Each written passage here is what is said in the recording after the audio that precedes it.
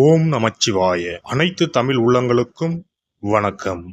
2025ஆம் ஆண்டு மார்ச் மாதம் நடைபெறவுள்ள சனி பெயர்ச்சியால் எந்தெந்த ராசிக்காரர்களுக்கு ஏழரை சனி, அஷ்டம சனி, கண்டக சனி, அர்த்தாஷ்டம சனி நடைபெறப் போகிறது. இதனால் மேசம் முதல் மீனம் வரை 12 ராசிகளுக்கு 2025இல் எப்படி இருக்கும் என்பதனை பற்றி விரிவாக காண்போம். நீண்ட நாட்களாக தனது கும்பராசியில் அமர்ந்திருந்த சனி பகவான் தற்போது கும்பராசியில் இருந்து வெளியேறி குரு பகவானின் ஆதிக்கத்தில் உள்ள மீனராசியில் பிரவேசிக்க உள்ளார். திருக்கணித பஞ்சாங்கத்தின்படி 2025ஆம் ஆண்டு மார்ச் மாதம் 29ஆம் தேதி இரவு 9:44 கும்பராசியில் உள்ள புரட்டாதி நட்சத்திரம் 3ஆம் பாதத்தில் இருந்து மீனராசியில் உள்ள புரட்டாதி நட்சத்திரம் 4ஆம் பாதத்திற்கு பெயர்ச்சியாக உள்ளார். முதலில் நாம் காண இருப்பது ஏழரை சனி.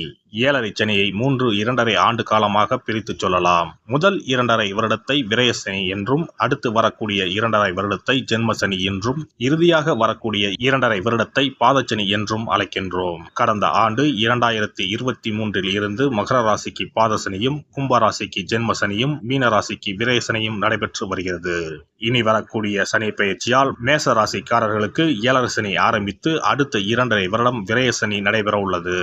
மீன ராசிக்கு விரயசனி முடிந்து ஜென்மசனியும், கும்பராசிக்கு ஜென்மசனி முடிந்து பாதசனியும் நடைபெற உள்ளது. மகர ராசிக்காரர்கள் ஏழரை சனியில் இருந்து முழுமையாக விடுதலை அடைய உள்ளீர்கள். ராசிக்கு 4ஆம் இடத்திற்கு சனி பகவான் வரும் பொழுது நடைபெறுவது அர்த்தாஷ்டம சனியாகும். ராசிக்கு 7இல் சனி பகவான் வரும்போது நடைபெறுவது கண்டக சனியாகும். ராசிக்கு 8இல் சனி பகவான் வரும்போது அஷ்டம சனி நடைபெறும்.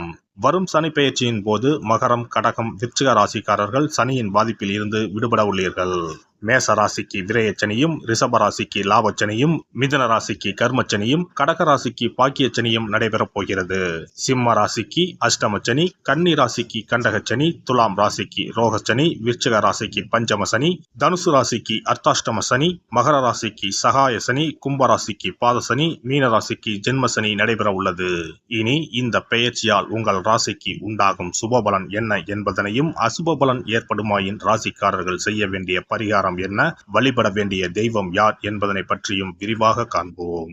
நடைபெற போகும் இந்த சனி பெயர்ச்சியால் உங்கள் வாழ்வில் வளமும் நலமும் செல்வ செழிப்பும் பெற்று வாழ்வில் உயரிய நிலையை அடைய எல்லாம் வல்ல எம்பெருமானை வேண்டி விரும்பி கேட்டுக்கொள்கிறேன். மிதுனராசி அன்பர்களே, இத்தனை நாள் பட்ட கஷ்டங்கள் காற்றோடு பறந்து யோகங்கள் வீட்டுக்கதவை தட்டும் காலம் இது. இந்த காலத்தில் எது செய்ய வேண்டும், எது செய்யக்கூடாது என தெரிந்து கொள்ளலாம். மிதுன ராசிக்காரர்களுக்கு 12ஆம் வீட்டில் குரு பகவான் இருந்ததால் நிறைய பிரச்சனைகள் வந்திருக்கும். தொழில் மற்றும் குடும்பங்களில் நிறைய இழப்பு ஏற்பட்டிருக்கும். கடன் கழுத்தை நிறுத்திருக்கும். குரு வக்கிர நிலைக்கு வருவதால் ஆறுதல் பிறக்கப் போகிறது. அஷ்டம சனியில் இருந்து விடுபடுவதால் இந்த சனி பெயர்ச்சி மிகப்பெரிய பரிசாக உங்களுக்கு இருக்கும். மிதுன ராசிக்கு சனி பகவான் அஷ்டமாதிபதியாக இருந்தாலும் அவர்தான் பாக்கியாதிபதியாகவும் வருகிறார். பாக்கியாதிபதி 9ஆம் இடத்தில் இருந்து 10ஆம் வீட்டுக்கு வருவது தர்ம கர்மாதிபதி யோகம். அதனால் இந்த சனி பெயர்ச்சி ராஜயோகம் தரும். சொந்த தொழில் தொடங்குவதற்கு வாய்ப்புள்ளது. உத்தியோகத்தில் உயர்வு மாற்றம் வரும். பதவி சம்பளம் உயர்வு தரும். எதிர்பார்த்த சம்பளத்தில் வேலை கிடைக்கும். வாழ்க்கை துணை மற்றும் தொழில் கூட்டாளிகளுக்கும் அனுகூலம் ஏற்படும். தந்தை வழி சொத்துக்கள் பிரச்சனை சரியாகி சாதகமான தீர்வு கிடைக்கும். பிரம்மாண்டமான வீடு, சொகுசு வாகனம் வாங்கி அடுத்த கட்டத்துக்கு பயணிக்கும் சூழல் உருவாகும். இதுநாள் வரை கைகூடாத முயற்சிகளுக்கு அங்கீகாரம் கிடைக்கும். பொருளாதார ரீதியாக மட்டுமில்லாமல் உங்கள் திறமையை அனைவரும் பாராட்டி அங்கீகரிப்பார்கள். பெயர், புகழ், அந்தஸ்து உயரும். தைரியம் அதிகரிக்கும். சனி திசை நடப்போர் வேலை தொழிலில் கொடிகட்டி பறப்பார்கள். உள்நாடு மற்றும் வெளிநாடு இரண்டிலும் சிறப்பான வாய்ப்புகள் வந்து சேரும். வாழ்க்கையில் மிகப்பெரிய முன்னேற்றம் உறுதியாக நடக்கும். 2025இல் ராசிக்குள் குரு பகவான் வந்துவிடுவார். ராசிக்கு 2ஆம் இடம் உச்சம் பெற்று குரு பகவான் 10ஆம் இடத்தில் உள்ள சனி பகவானையும் பார்ப்பார். அதனால் அடுத்த 2 ஆண்டுகள் உங்களை யாராலும் அசைக்க முடியாது. கலை மற்றும் காவல்துறையில் நல்ல உயர்வு கிடைக்கும். புகழ் தேடி வரும். ஏமாற்றங்கள் எல்லாம் கலைந்து மனநிறைவு ஏற்படும். கணவன் மனைவிக்கு அந்யோன்யம் அதிகரிக்கும். ஆரோக்கியத்திலும் முன்னேற்றம் ஏற்படும். விரயசனி என்பதால் சுப செலவுகள் வரும். திருமண யோகம் உண்டு. அதே நேரத்தில் இந்த காலகட்டத்தில் பொருளாதாரத்தில் சற்று கவனமாகவும் இருக்க வேண்டும். ராசியில் உள்ள குரு ஜென்ம குருவாக வருவதால் பொருளாதாரத்தில் உங்களை சிலர் தவறாக வழிநடத்துவதற்கும் வாய்ப்புள்ளது. முதலீட்டில் புதியவர்களை நம்பாமல் கவனமாக இருப்பது நல்லது. மாணவர்களுக்கு புதிய வாய்ப்புகள் உருவாகும். உங்கள் துறை சார்ந்த விஷயங்களில் புதிய முயற்சிகளை மேற்கொள்ள முடியும். இரவு நேரத்தை தவிர்த்து காலை நேரம் கல்வியில் கவனம் செலுத்தினால் அதிக மதிப்பெண் எடுக்க முடியும்.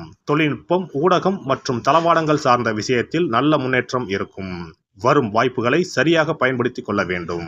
பெண்களை பொறுத்தவரை வாக்குஸ்தானத்தில் செவ்வாய் பகவான் அமர்வதால் வார்த்தைகளில் கவனமாக இருக்க வேண்டும். நிதானத்தை கடைபிடிப்பது அவசியம். தொழிலில் அதீத உழைப்பும் அதற்குண்டான பலனும் கைமேல் கிடைக்கும். சிறப்பு பரிகாரம். நவ கிரகங்களில் சனி பகவான் நீதி தவறாதவர். அவரவர் கர்ம வினைகளுக்கு உரிய பலனை தவறாமல் வழங்குபவர். பொதுவாக சனி பெயர்ச்சி என்றாலே எல்லோரும் பயப்படுவார்கள். அப்படி பயப்பட வேண்டிய அவசியமே இல்லை. சனி பகவானால் பாதிப்புகள் ஏற்படும் பட்சத்தில் பாதிப்பில் இருந்து விடுபட பல எளிய பரிகாரங்கள் உள்ளன. ஒரு கைப்பிடி பச்சரிசியை எடுத்துக்கொண்டு அதை நன்றாக பொடி செய்து கொள்ள வேண்டும். பிறகு சூரியனை வழிபட வேண்டும். சூரியனை வழிபட்ட பிறகு குளக்கரையிலோ மரத்தின் அடியிலோ உள்ள விநாயகரை 3 முறை வலம் வந்து வழிபட்டு விட்டு பொடி செய்த பச்சரிசி மாவை தரையில் போட வேண்டும். அப்படி போடும் மாவை எறும்புகள் எடுத்துச் செல்லும். குறிப்பாக வன்னி மரத்தின் அடியில் இருக்கும் விநாயகரை வலம் வருவது மிகவும் விசேஷம். இந்த பரிகாரத்தை எப்போதுமே தொடர்ந்து செய்வது மிகவும் நல்லது. ஒருவருக்கு சனி தசை வந்துவிட்டால் அவருக்கு சந்தேக புத்தி வந்துவிடுகிறது. யார் சொல்வதையும் ஏற்றுக்கொள்ள மாட்டார்கள். குறிப்பாக அஷ்டமத்து சனி மிகவும் கஷ்டப்படுத்திவிடும். 7.5 சனியின் பாதிப்பை விடவும் அஷ்டமத்து சனி மிக அதிக பாதிப்பை ஏற்படுத்தும். அஷ்டம சனி நடப்பவர்கள் சனியினால் ஏற்படக்கூடிய பாதிப்புகளில் இருந்து விடுபட பின்கூறும் நியதிகளை கடைபிடித்தால் பாதிப்புகளின் தாக்கத்தில் இருந்து விடுபடலாம். சனி தசை நடக்கும்போது எந்த செயல் செய்தாலும் தாமதமாகும். அதற்காக கோபப்படக்கூடாது. பொறுமையாக இருக்க பழகிக்கொள்ள வேண்டும். தினமும் காகத்துக்கு எள் கலந்த சாதம் வைக்கவும். பிரதோஷ பூஜைகளில் பங்கேற்பது நல்லது. சனிக்கிழமை தோறும் சனி பகவானுக்கு இரும்பு அகல் விளக்கில் நல்லெண்ணெயில் தீபம் ஏற்றி வழிபடவும். கருங்குவளை மலர்களால் சனி பகவானுக்கு அர்ச்சனை செய்து வரலாம். வன்னி மர இலைகளை மாலைகளாக தொடுத்து சிவபெருமானுக்கு சனிக்கிழமை தோறும் சாற்றி வணங்கி வழிபடவும். சனிக்கிழமை அன்று அசைவ உணவு கண்டிப்பாக சாப்பிடக்கூடாது. சனிக்கிழமை தோறும் நல்லெண்ணெய் குளியல் செய்தால் கெடுதல் குறையும். விநாயகர் வழிபாடு செய்யலாம். அனுமன் வழிபாடு சனி பகவானின் தொல்லைகளை குறைக்கும். ஞாயிற்றுக்கிழமை மாலை ராகு கால வேளையில் கால பைரவரை வணங்கி வரலாம். தேய்பிறை அஷ்டமி நாளில் கால பைரவரை வணங்கி வருவது நன்மை தரும். ஏழை மாணவர்களின் படிப்பு செலவுக்கு உதவலாம். சனி பிரதோஷ வழிபாடு செய்வது சிறப்பு. அன்னதானத்துக்கு உதவி செய்யலாம். சித்தர்களின் பீடங்கள் ஜீவ சமாதி பீடங்களுக்கு சென்று வணங்கி வழிபடலாம். வன்னி மரத்தை சுற்றி வந்து வணங்க வேண்டும். இதனால் சனி பகவானின் கொடுமையான பாதிப்புகள் விலகிவிடும். பிரதோஷ காலத்தில் சிவபெருமானுக்கு வில்வ இலை கொடுத்து வணங்க வேண்டும். தினமும் ராமநாமம் ஜபித்து வந்தால் சனி பகவானின் தொல்லையிலிருந்து தப்பிக்கலாம். கால்கள் இல்லாமல் நடக்க இயலாதவர்களுக்கு இயன்ற உதவியை செய்யலாம். இந்த வழிமுறைகளை முறையாக கடைபிடித்து சனியினால் ஏற்படக்கூடிய பாதிப்புகளின் தாக்கத்தில் இருந்து விடுபடலாம். எல்லாம் வல்ல இறையருளால் நீங்களும் உங்கள் அன்பு குடும்பமும் உடல் நலம், நீலாயுள், நிறை செல்வம், உயர் புகழ், மெய்ஞானம் ஓங்கி வாழ்க வளமுடன். இந்த வீடியோ பதிவு உங்களுக்கு பிடித்திருந்தால் லைக் பண்ணுங்க, கமெண்ட் பண்ணுங்க, ஷேர் பண்ணுங்க. மறக்காம சப்ஸ்கிரைப் பண்ணுங்க. பக்கத்துல இருக்கிற பெல் பட்டனை கிளிக் பண்ணுங்க. நன்றி, வணக்கம். ஓம் நமச்சிவாய. சிவாய நம.